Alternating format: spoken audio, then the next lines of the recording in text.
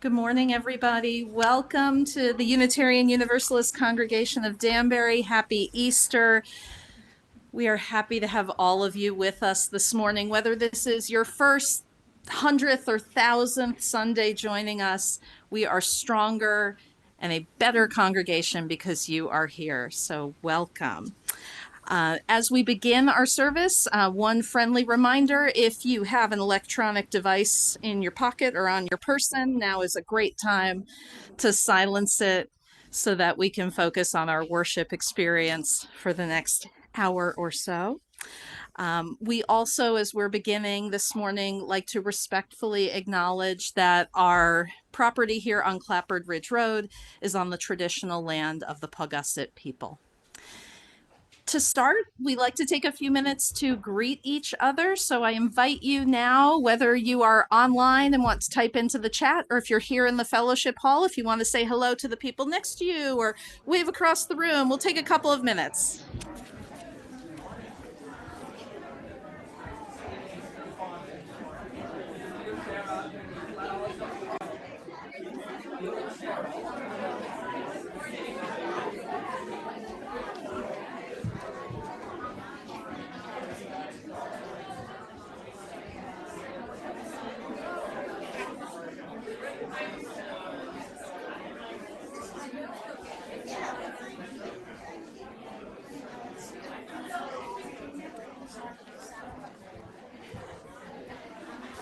Oh.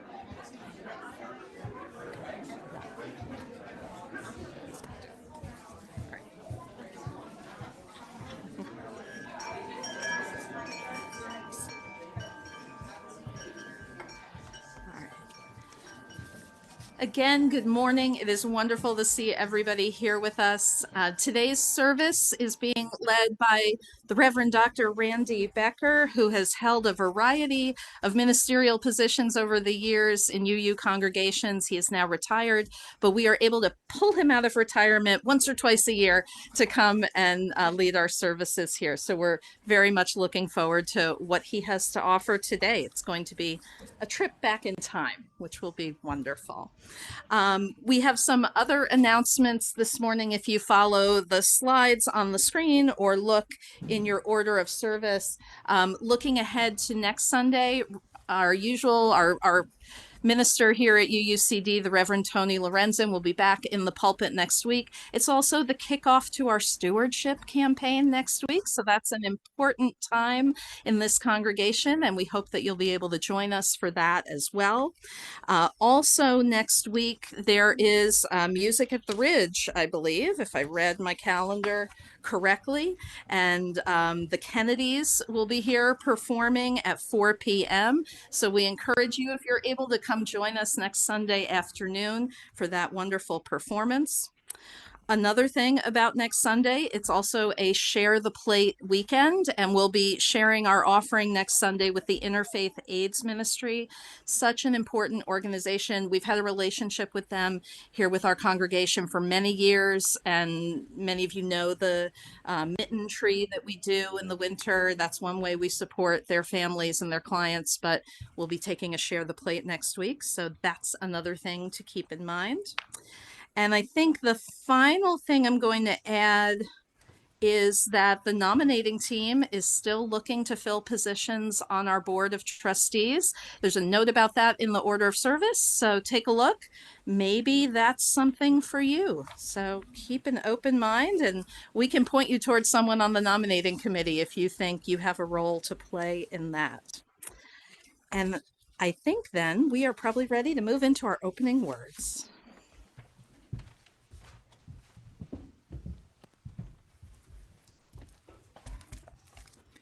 Come into this circle of community.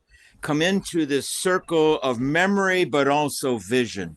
Come into this space and time where we individually and collectively remember the stories, but also remember the dreams. Look beyond the written words to the meanings and try to find a greater story in all the stories we've been told.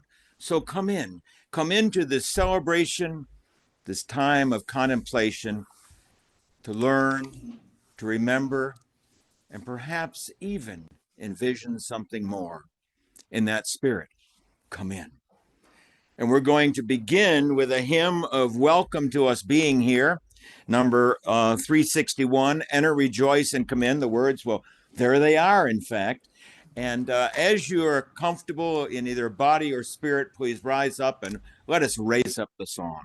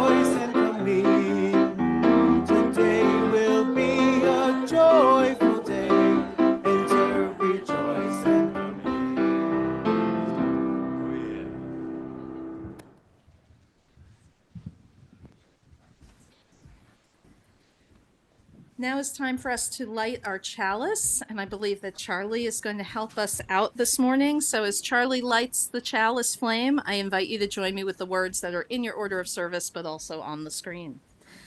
Love is the spirit of this congregation, and justice is its light. This is our covenant, to dwell together in peace, to seek and speak the truth in love, to help one another and celebrate life. And let's say the words for our children's affirmation. They're on the screen. We are Unitarian Universalists. We are people with open minds, loving hearts, and helping hands. We care for the earth and each other.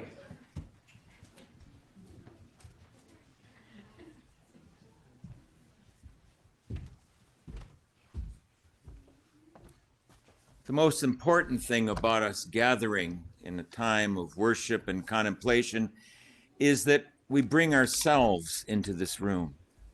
We bring our lives, our joys, our sorrows, our concerns. And here's a place where we can hold them, a safe place to be with them, a place where others care as well as you do. And so this time of sharing. First, we begin with the silent sharing, perhaps placing one of the rocks in the water in the bowl. After that, we'll have our spoken time of sharing. So please, as you feel moved, as you feel called, share your concerns, your sorrows, your joys, all that holds your heart. We pause for a few moments of silence, a recognition that we are gathered as a community of love and care.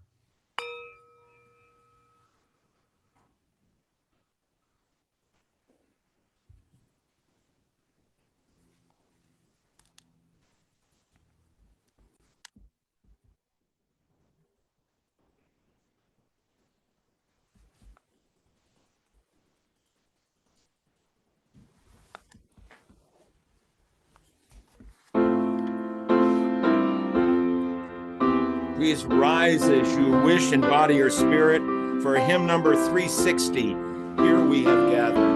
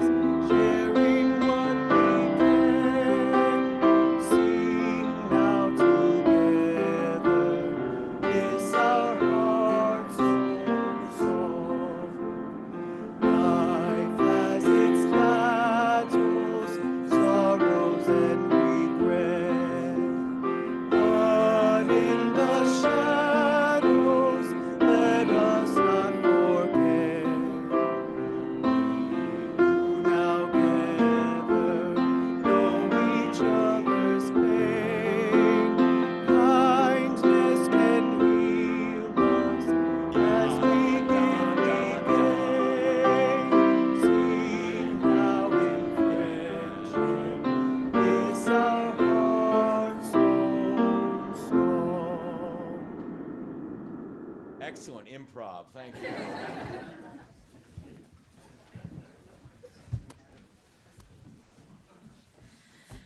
We are a generous community here at UUCD, and it is time now to receive our weekly offering, the offering that sustains this congregation, its facilities, our wonderful staff, and all the programs and messages we hope to carry forth into the community. There are a variety of ways to give. You can see on the screen there is a QR code you could use to go and give electronically. You are welcome to mail a check to us here at 24 Clapboard Ridge Road. And of course, the plates, the offering plates will circulate here in the fellowship hall. Thank you for your generosity.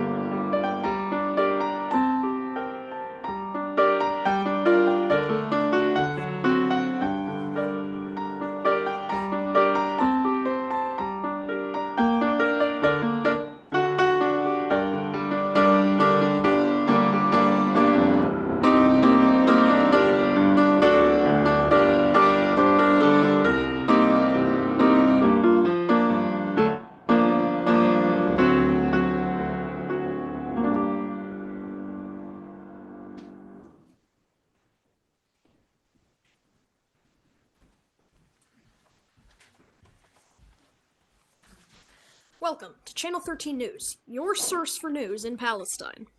Reports from Jerusalem indicate that 2 more legions have arrived from Rome to further increase security in our section of the empire. The high priests of the temple remind all who are planning to travel to Jerusalem for the holidays to be aware of this increased presence. Do not congregate outside of the temple gates. In weather, sultry winds continue to blow with little respite except for the occasional off-sea breeze from the Sea of Galilee. In breaking news, we have received word of a large gathering, a rally of some sort, going on near the west shore of the Sea of Galilee, between the towns of Capernaum and Horvat Kur. We have sent 2 reporters to the scene. Take it away in Galilee.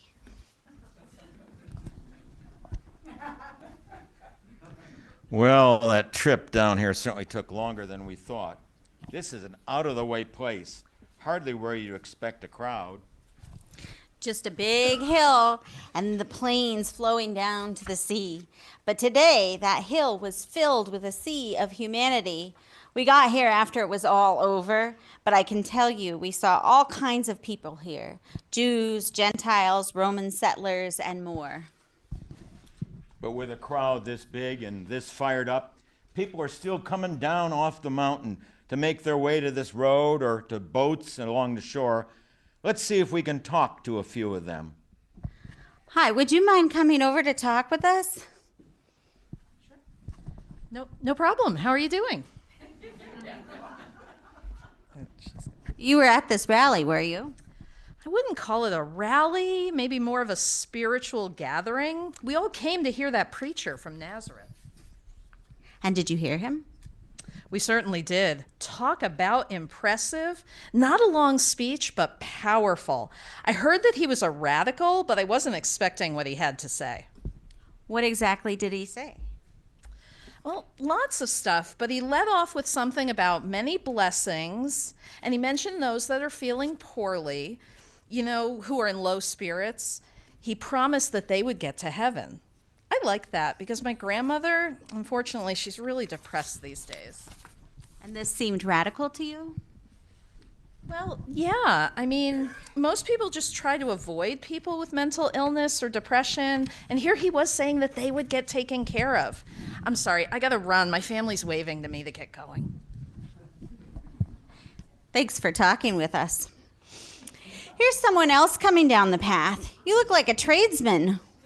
Were you here to hear the preacher? Nah, I run the village bread shop. But today was very quiet, so I gathered up my loaves and brought them up up here to sell. Figured the crowd would get hungry. I was doing a good business until he started to speak, and then nothing. Figured I might as well listen to what he had to say. And what did you hear? Well, he was talking about the blessings of life, I think. But when I started paying attention, he was saying that people who are grieving and mourning should know that they are comforted. That struck a note with me. My son died less than a year ago.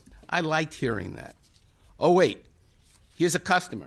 Yes, fresh this morning. As we said, quite a diverse crowd. Hi there. Got a minute? I've got all the time in the world. Fire away. You were part of the crowd on the mountain. What brought you here? Well, I had heard him before, telling some stories, those tricky stories where you don't see where the end's coming, and I thought I might hear a few more. And did you hear any of those stories? Not one. He was instead talking about coming, especially how things are going to be. He was talking about shy people, meek people, and he said they would inherit the earth. Not sure what that means. I've got to think that one over. Well, thank you for sharing. Something to ponder, all right. Excuse me, can we get a word with you? Yes, you. I guess so. Why did you come here today? Well, I came because my parents said it would be good for me. I might hear something important. And did you hear something important? Well, it was hot and dusty and crowded and hard to hear. And he was going on and on about people. But then I heard him say, "Blessed are those who hunger and thirst for righteousness, for they will be filled." Boy, I sure hope the adults are listening. My parents always tell me about justice and stuff. Just keep your head down and don't rock the boat. I like that talk about thirsting for righteousness. Then you feel he was talking to your generation? I don't know, but he was talking to me. Thank you, thank you. I'm beginning to wonder if all these people were at the same event. Was there more than one preacher up there on the hill? Hi there. Can we get a word with you? Of course. You want to know what went on up there? I do when I get to the right page. Good, thank you. Yes, please. What did you see and hear? Well, first of all, I got here late. Only heard about it from my sister-in-law this morning. Came as fast as I could, but the roads were crowded. By the time I could get close enough to hear, he was saying something about mercy and pure hearts, how they would see Yahweh and be shown mercy. Or was it the other way around? Anyway, would it hurt anyone to show a little mercy and be pure of heart? Is that asking too much? Well, maybe from the Romans it is. Did I just say that? I think I have said enough. Bye-bye. Hi, can I get a word with you? Sure, but make it quick. My friends are going down to the boat, and I don't want to be left behind. Any quick words about what happened up there? Well, that Nazarene was talking about all kinds of people getting blessed. The one that stuck with me was about peacemakers, how they would be called the children of Yahweh. There's just too much violence and warfare in the world. Not a day goes by that you don't hear about this or that. The world could use more peace and peacemakers, I say. I've got to go. Probably time for one more interview. Let's see, you there.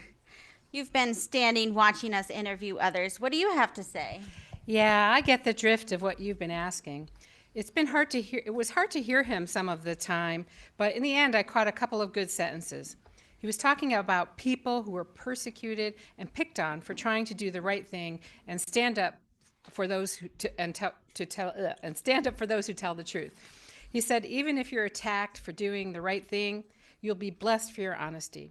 Now that's a big takeaway these days. Thank you. Quite the story. Everyone seems to have heard something different.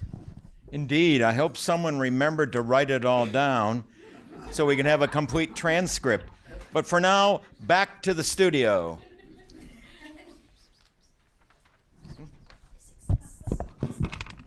This is the transcript right here. Anyway. Yeah. Thank you for that report from the West Shore of Galilee.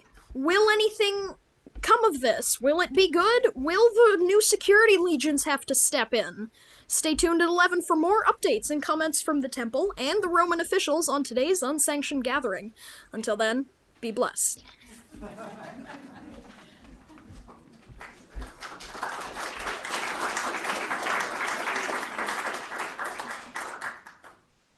Now, as either body or spirit, rise up for hymn number 61, Lo, the Earth Awakes Again. And it may seem a familiar Easter tune to you.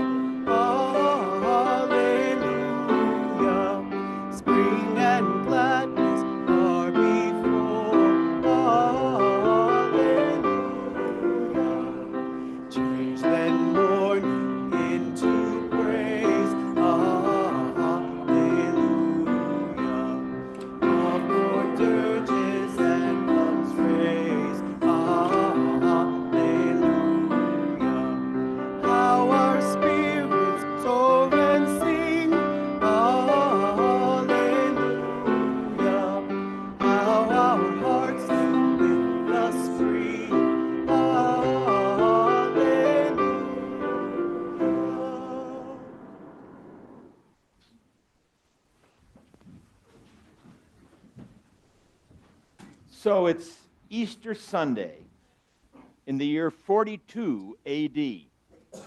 I want to talk about what would have been on the family table. These are things you probably have on your table at Easter, yes? I want to find out how many of you have these delicious treats. Oh, we got peep lovers, good.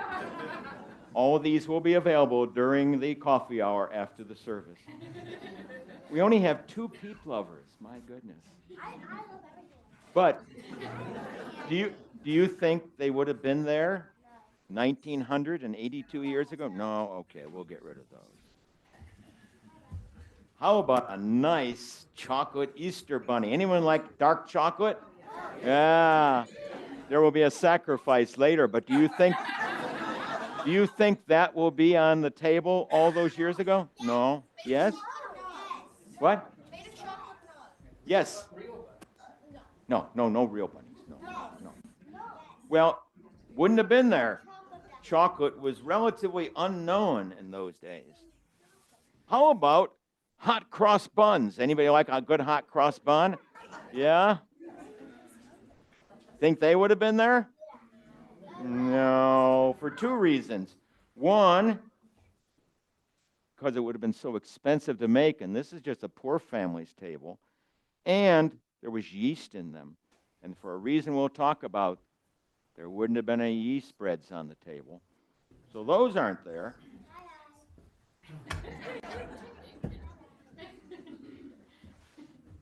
How about a nice basket with eggs in it? Yeah, yeah. Oh, I should let you know there are a lot more hidden outside. There's going to be a great time afterwards.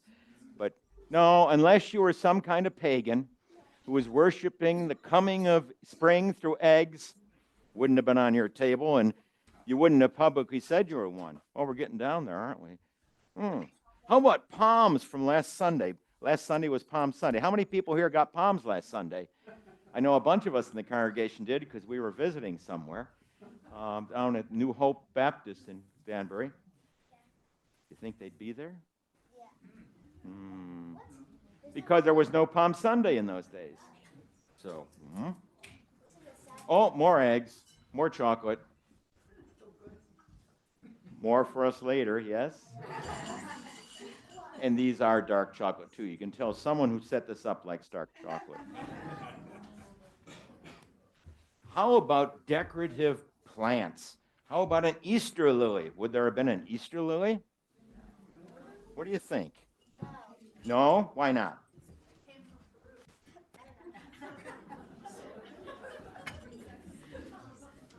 Well, because no one was doing decorative plants in those days, as far as you know. Unless you had a hanging garden in Babylon, you probably were not spending any of your time growing things just to sit on a table and be decorative. If you were a normal family, you only grew what you could eat.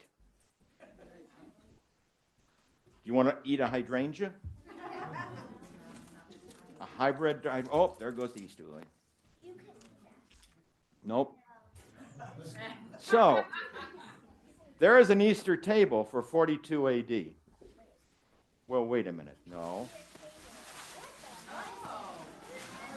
There is what would have been on the table. Unleavened bread and some symbols of Pesach, Passover. Probably not the full Seder plate we know today. It's been added to over 1900 years. But there would have been some bitter herbs, some fresh green herbs, some salt water, and the matzah, the unleavened bread, to tell the story of Passover.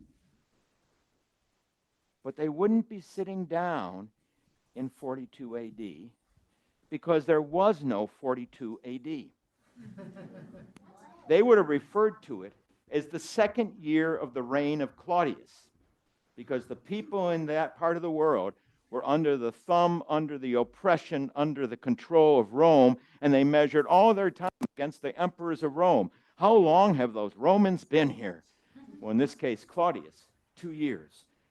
The whole thing with AD, that was all added years later, numbering backwards. But there was no 42 AD. And they wouldn't have been sitting down at this time of the month. It would be about a month later. I'm about to give you a strange piece of information. Easter, which often comes the same time as Passover, is not scheduled the same. Now follow me on this. Passover, the wonderful liberation sentiment coming out of Judaism, falls on the first full moon after the first new moon after the spring equinox. You got that?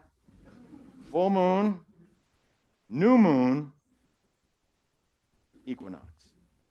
Easter falls on the first Sunday after the first full moon after the spring equinox. What was missing in the Easter combination? The new moon. That's right, because within the Hebraic calendar, you start months on the new moon. And so you measure time against that new moon. So that's why sometimes they're exactly the same time together, because you had the equinox, then you had a new moon, then you had a full moon, and all goes well. But this year, like it was back in the second year of Claudius's reign, they were about a month apart. So I want to take you back to the second year of Claudius's reign, sometime in about mid-April, sitting at a simple table with some matzah, unleavened bread, herbs, some bitter herbs, some salt water, and many stories. Now remember, the main story that's being told, that's been told for generations upon generations upon generations, has been about the exodus from Egypt, about how there was going to be a plague upon all the houses, but then there was a sign that they painted the doorposts with lamb's blood, and that said that the spirit of death would pass over that house. And the only people who knew about that were the Jews. So therefore they left, but all the firstborn, even the firstborn cattle in the fields, all died. But this was a moment of liberation. But back in the second year of the reign of Claudius, they weren't just talking about Passover, I think. I'm wondering if you had been there, if you had been seated at this simple table, dipping a bit of parsley in the water, breaking off a bit of matzah and getting a taste of the horseradish, what else you might be talking about. And one thing I know was going on was that people were talking about a preacher they had heard about who had come out of Nazareth and was going around the area and then had died. And we don't know all the details because at the point that we are in the second year of Claudius, nobody had written any of it down. It would be another 30 to 40 years before anyone would write anything down about it. But the people had heard the story. The people had heard that someone out there was telling them that they didn't need to feel oppressed by anyone. They didn't need to feel oppressed by the rules of the temple. They didn't need to feel oppressed by the occupying Romans. They didn't even need to be oppressed by their poverty. That there would be something coming which would be greater, larger, more inclusive. So imagine you're around this table and, Cousin Hyman. Cousin Hyman, he comes in. He's come all the way from Jerusalem down to be with you. And he says, I got to tell you, I keep hearing from my friends about what this guy said. He talked about mercy. He talked about kindness. He talked about freedom. He talked about how people who are discouraged can be encouraged. He talked about how people who are often shy and not interactive with others, it's okay, it'll work out. To me, the most interesting time in modern religious history would have been the years after Jesus died, up to about when the first gospel book was written. The time when it was a presence and then a canonized story, when it went from being something that was spread as rumors among people, conversations they would have, and when they said, let's put it down in writing and it will be there forever, don't question it. What an exciting time to be alive, to hear a message of hope, to hear a message of love, to hear a message of possibility that did not require some outside source to take care of it, but all the source and power you needed was in you. You. You didn't have to look to some priest somewhere. You didn't have to look to some Roman official. You had that power. You did. You did. We all do. Think about what it would have meant to have been at that table back then and hear this message come. I can just see myself sitting at the table, and Hyman says, I got to tell you about some of the things he said, and I'd go, tell me more. I want to hear more, because this was so radically different from anything I had ever heard. It wasn't a recitation of scriptures that were thousands of years old. It wasn't the proclamation of the power and glory of Rome. It was an affirmation of myself. It was an affirmation of all of us. If we had been there in that second year of the reign of Claudius, what would you have heard? What would have sparked your imagination? What would have called to your heart? What would have sunk into your spirit such that you would remember it always? Because that, to me, I think, is what Easter is about. It's not about chocolate eggs, as good as they are.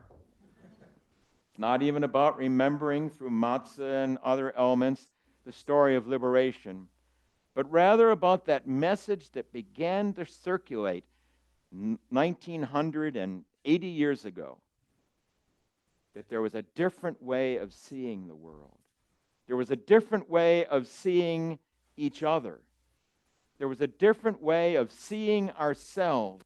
There was a way that didn't have to be bound to the past, but was invitational to the future. A way of saying, you can be you. What a gift. And you can be you. Oh, what a gift. And you can be you, and what a gift. And you can make a difference, and it all matters. And what you do will not just be scattered to the winds, but over time will change the world. Sitting at the table in those days and hearing what was said would have been transformational. So I ask you, if you had sat at that table, would you have wanted to hear what Hyman had to say, or would you have said, oh no, I've heard enough already. He was a crackpot, just let him go. Nothing good can come out of Nazareth. Or would you have said, tell me more. Tell me more. Would you have gotten up from the table in disgust and said, I don't need to hear radical talk? Or would you have opened your ears and mind and heart to a different way of thinking about things and about yourself? Would you have had the courage to think that possibly, just possibly, you were not a meaningless speck in the universe, but actually a meaningful part of all existence? If you had been at that table, what would you have done? What would you have heard? What would you want to know? What would you hold within yourself? What would you go forth to share with others? What would you, in your own way, take the words you had heard and take them out as now your story to others? How would you spread the word? Had you been there, what would you have done with the message that was shared? To me, that's what Easter 42 AD, or the gathering in the second year of the reign of Claudius, might have been about. What would it have been for you? Or more importantly, what does it mean to you today in 2024 to think about that message from back then? And what can you do with it going out into the world to make a difference, to use the wonderful gift of your life? What will you do with that place that is set for you at a table of inspiration? What will you do?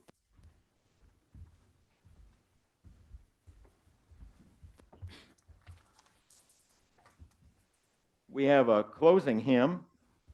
It's number 270 in the hymnal, O Day of Light and Gladness. You may not know this one, but I grew up with this in my Universalist Unitarian Church, so this is one of my Easter Sunday hymns. And if you know it, give it out in good voice. If not, you're going to learn it.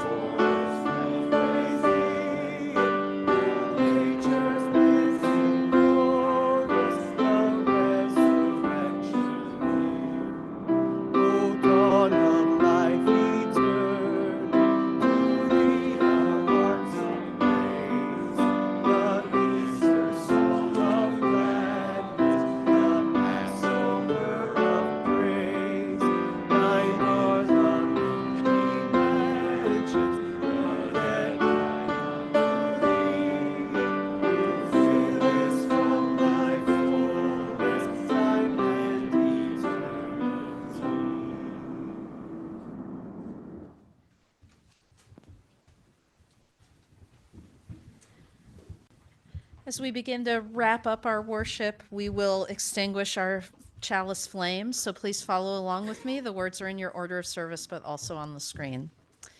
We extinguish this flame, but not the light of truth, the warmth of community, or the fire of commitment. These we carry in our hearts and out into the world until we are together again.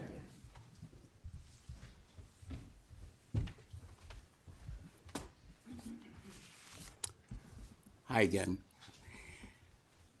Recently, I was quite touched by reading about what a New York City bus driver said and did. Yes, a New York City bus driver. First, let me go back a bit. I've been quite troubled these days by not being able to assimilate the awful events that surround us. The Palestinian-Israeli crisis being foremost, but so is the continuing Ukraine-Russian war, and a sense that our democracy can fail in November. I have tried to find an outlet for these unsettling feelings through deep conversation during these challenging times. This has not happened. So back to the New York City bus driver. As his bus approached 7th Avenue, the driver got on the intercom. Folks, I know you've had a rough day and you are frustrated. I can't do anything about the weather or the traffic. But here is what I can do. As each of you gets off the bus, I will reach out my hand to you. And as you walk by, drop your troubles into my palm, okay? Don't take your problems home to your families tonight. Just leave them with me. My route goes by the Hudson River, and when I drive there later, I'll open the window and throw your troubles in the water. Similar to the bus driver, here's what I'd like to offer. I'll be seated in the front after services. If you want, come by to drop your troubles into my palm. Afterwards, on my way home, I'll throw your troubles and mine into the waters of the Pauline's Great Swamp River. By this small show of faith, perhaps together we can better deal with these troubling times. Thanks.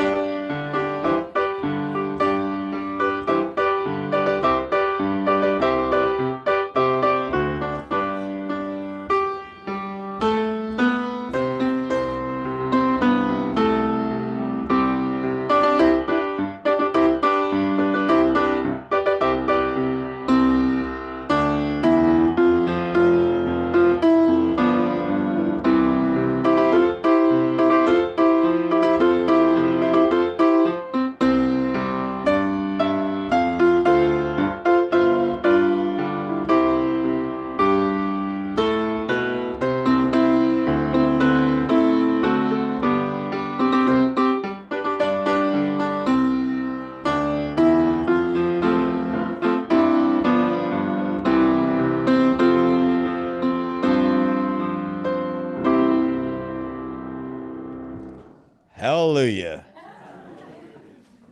Now it's time for our service to continue with conversation over coffee and dark chocolate bunnies and eggs and their Easter egg hunts outside. Outside, a grand, great Easter egg hunt.